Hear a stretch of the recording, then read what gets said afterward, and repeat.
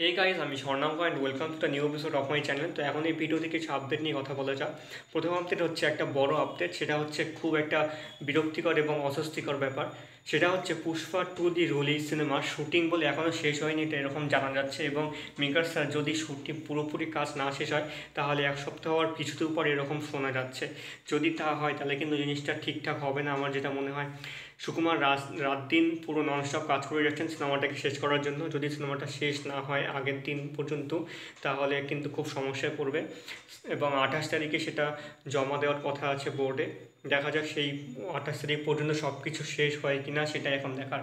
তাদের বলে একটা অনেকটা অংশ, বেশ কিছুটা অংশের শুটিং সাথে একটা গান এরকম কিছু রেডি এখনও আছে, সেগুলো শুটিং বাকি আছে। দেখা যাক এটা পুরোপুরি শেষ হয় কিনা শেষ পর্যন্ত। এটা প্রথম আপডেট ছিল। দ্বিতীয় আপডেট হচ্ছে অস্কারকে নিয়ে। তো অস্কার আজ থেকে প্রায় 98 কি 97 দিন বাকি। মানে যেদিন আমার খবরটা দেওয়ার কথা ছিল সেদিন 100 দিন ছিল, একটু দ্বিতীয় দেরি হয়ে গেল। 17 জানুয়ারি 2025 থেকে নমিনেশনের কথাবার্তাগুলো পোস্টার অনুযায়ী দেওয়া হবে।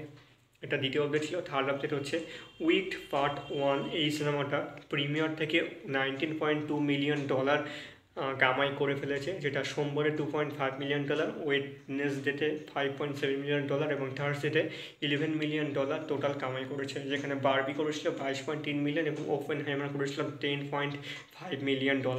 বেশ ভালোই কিন্তু রেসপন্স পাচ্ছে সিনেমাটা। দেখা যাক ওয়ার্ল্ড ওয়াইড বক্স অফিস কালেকশনে সিনেমাটা কেমন অডিয়েন্সের কাছ থেকে প্রশংসা পায় এবং বক্স অফিসে কেমন কালেকশন করে। তো এই ছিল আজকের আপডেট। কেমন লাগলো অবশ্যই কমেন্ট করে জানিও। ভালো লেগে থাকলে চ্যানেলটিকে সাবস্ক্রাইব করে দিও।